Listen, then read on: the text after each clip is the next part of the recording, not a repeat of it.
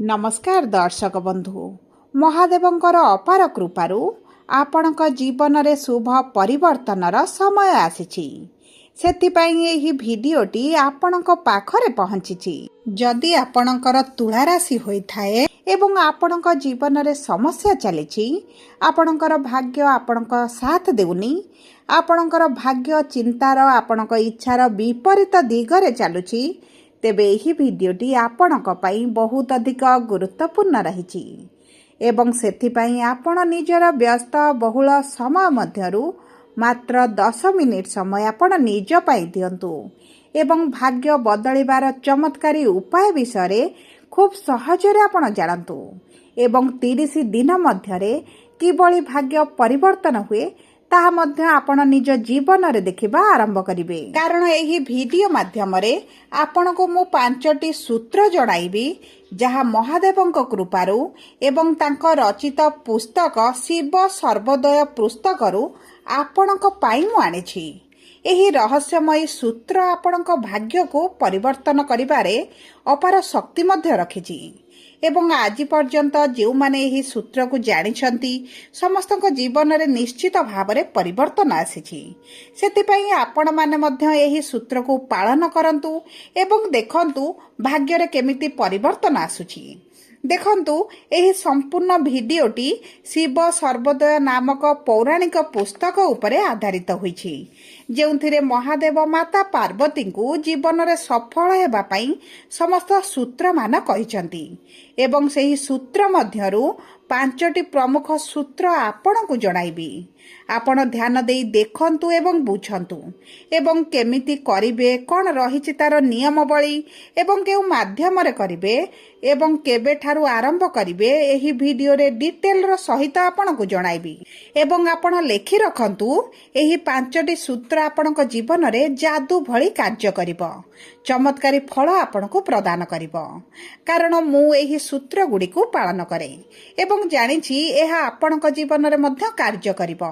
तेणु करी आशा करूछि आपण एही सूत्र गुडी को नियम पूर्वक पालन करंतु एवं कोन परिवर्तन आपण को जीवन रे आसुछि मते निश्चित भाव रे एही कमेंट बॉक्स रे जणांतु। आसंतु कार्यक्रमटी को आगो को बढ़ाइबा, किंतु भिडियोटी आरंभ करिबा पूर्वरु जदि आपणकर तुला राशि होइथाए एवं आपण भी महादेवं को विश्वास करंती भक्ति करंती तेबे भिडियोटी को लाइक करंतु। कमेंट बॉक्स रे ओम नमः शिवाय अवश्य लिखि दियंतु। ता सहित आम सह जोगाजोग करिबा पई वीडियोर मध्य भाग रे एक व्हाट्सएप नंबर टी दिया जाइछि, जो नंबर साहाय्य रे आपण आम सह जोगाजोग करी निजर नूतन कुंडली प्रस्तुत करि परिबे, कुंडली विश्लेषण कराई परिबे किंबा आपणकर चाकरी, विवाह, व्यवसाय, प्रेम संपर्क, शिक्षा, स्वास्थ्य को नहीं किछि समस्या रहिछि ताहार सहजर एवं स्वल्प मूल्य रे समाधान करि परिबे। सेतिपई आपण आम सह वीडियोर शेष पर्यंत जोड़ी होई रहंतु एवं व्हाट्सएप नंबर माध्यम रे आम सह जोगाजोग करी खूब कम मूल्य रे आपणक समस्यार समाधान करंतु। एबे आसंतु कार्यक्रमटी को आग को बढ़ाइबा एवं जानिबा सेही 5टी सूत्र विषय जहा स्वर विज्ञान उपरे आधारित होईछि। देखंतु प्रभु शिव जेमिति संपूर्ण भाव रे सत्य अटंती तांकर सूत्र मध्य सत्य अटे एवं फलित मध्य आपणक जीवन रे हेबो। देखंतु आम शरीर रे 72,000 नाड़ी रहिछि, किंतु सेथि मध्यरु 3टी नाड़ी प्रमुख अटे एवं यह आम जीवन को मध्य परिचालित करुछि। प्रथम होछि इडा नाड़ी जहाकु चंद्रमाकर तत्व बोली कुहा जाए एवं द्वितीय होछि पिंगला नाड़ी जहाकु सूर्य तत्व बोली कुहा जाए एवं तृतीयटी होछि सुषमा नाड़ी जहा आपन को ऊर्जावान कराए एवं आपणकर जहा अभिलाष इच्छा शक्ति रहिछि ताहा ईश्वर पाखरे पहुंचाई थाए। देखंतु एही वीडियो रे आपन को जे सब उपाय गुडिक कहिबी सेथिरे आपणकर 1 टंका भी खर्च हेबो नाही, किंतु आपणक जीवन रे परिवर्तन आनिबो एवं सब सूत्र गुडिक आपणक निश्वास उपरे आधारित होईछि। देखंतु बाम पट नाकर निश्वास को चंद्रमा तत्व बोली कुहा जाए बा चंद्रमा नाड़ी बोली कुहा जाए, डाहाण पट नाक को सूर्यंकर तत्व बा सूर्यंकर नाड़ी बोली कुहा जाए एवं जेतले उभय पटरु आपणकर निश्वास आसीबो ताकू सुषमा नाड़ी बोली कुहा जाय थाए, जहा जेउ समय कोनोसी कार्य कले आपनको शुभ फल प्राप्त हुए नाही। କିନ୍ତୁ ଏହି ଭିଡିଓଟି ଆଗକୁ ବଢ଼ାଇବା ଏବଂ ଏହି ସୂତ୍ରଗୁଡ଼ିକ ଜାଣିବା ପୂର୍ବରୁ ଆପଣ ଥରେ ଆପଣଙ୍କ ନାକ ପାଖରେ ହାତ ରଖି ଏବଂ ବଡ଼ ଜୋରେ ନିଶ୍ୱାସ ନେଇ ନିଶ୍ୱାସ ଛାଡ଼ନ୍ତୁ। ଜାଣନ୍ତୁ ଆପଣଙ୍କ କେଉଁ ନାକ ପଟରୁ ଅଧିକ ପବନ ଆସୁଛି ଏବଂ ଯେଉଁ ନାକ ପଟରୁ ଆପଣଙ୍କର ଅଧିକ ପବନ ଆସିବ ତେବେ ଜାଣିବେ ଆପଣଙ୍କର ସେହି ନାଡିଟି ଆକ୍ଟିଭ ରହିଛି। ମାନେ ଆପଣଙ୍କର ଡାହାଣ ପାର୍ଶ୍ୱରୁ ଆସିଲେ ଆପଣଙ୍କର ସୂର୍ଯ୍ୟ ତତ୍ତ୍ୱ ଆକ୍ଟିଭ ରହିଛି।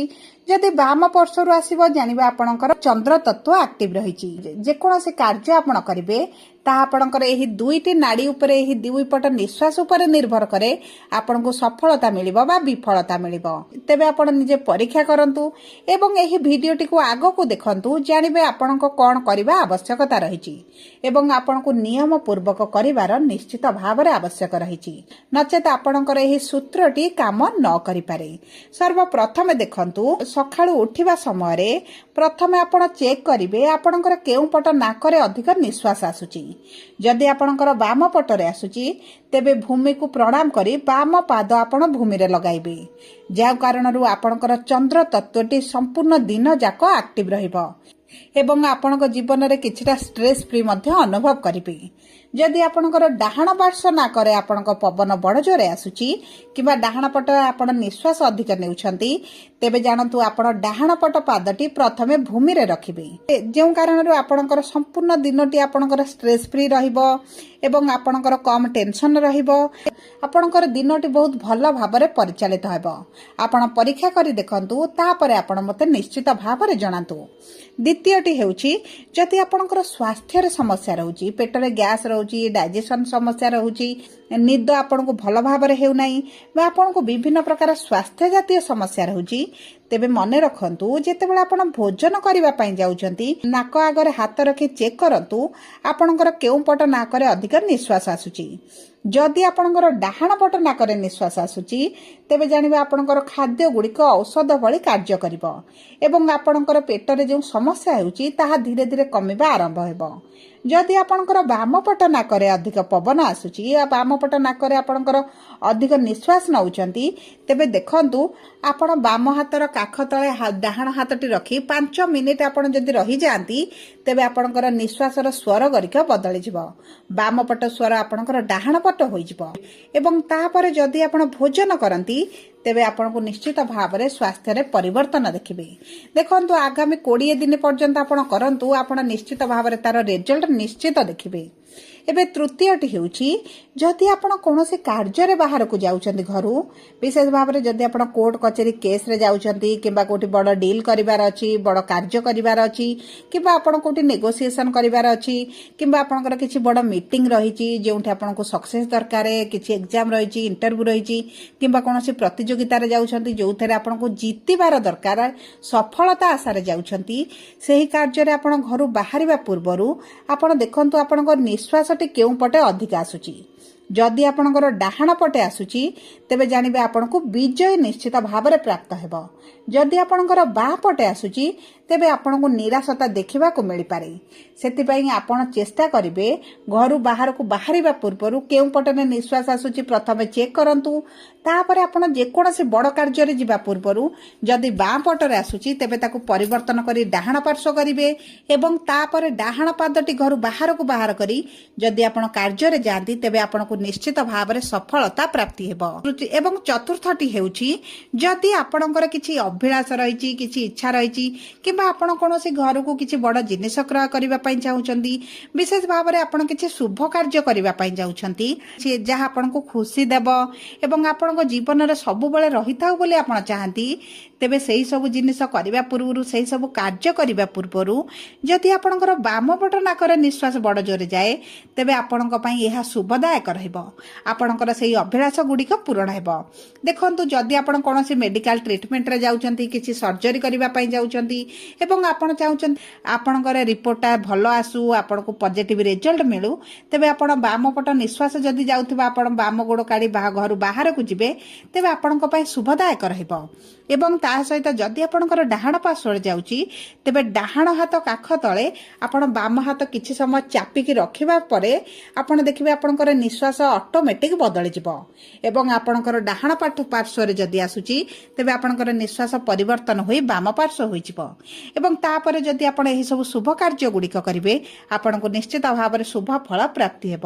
ପଞ୍ଚମଟି ହେଉଛି ଯଦି ଆପଣଙ୍କର କିଛି ବଡ଼ ଆଶା ରହିଛି, ଅଭିଳାଷ ରହିଛି, ଦୀର୍ଘ ଦିନ ହେଲାଣି ଆପଣ ସେହି ସବୁ କାର୍ଯ୍ୟ କରିବା ପାଇଁ ଚାହୁଁଛନ୍ତି, ଆପଣଙ୍କର ପୂରଣ ହୋଇପାରୁନି, ତେବେ ଯେତେବେଳେ ଦେଖିବେ ଦିନକ ମଧ୍ୟରେ ଆପଣଙ୍କ ଦୁଇଟି ଯାକ ନାକରେ ଏକା ସମାନର ନିଶ୍ୱାସ ଆସୁଛି, ତେବେ ସେହି ସମୟରେ ଆପଣ ଯଦି ମେଡିଟେସନ କରନ୍ତି, 5 ମିନିଟ୍ ଧ୍ୟାନ କରନ୍ତି ଏବଂ ଆପଣଙ୍କର ସେହି ଅଭିଳାଷଟିକୁ ଆପଣ ମନ ପକାନ୍ତି, ଚିନ୍ତନ କରନ୍ତି, ତେବେ ଖୁବ୍ କମ୍ ଦିନ ମଧ୍ୟରେ ଆପଣଙ୍କର ସେହି ଅଭିଳାଷ ପୂରଣ ହୋଇଯିବ।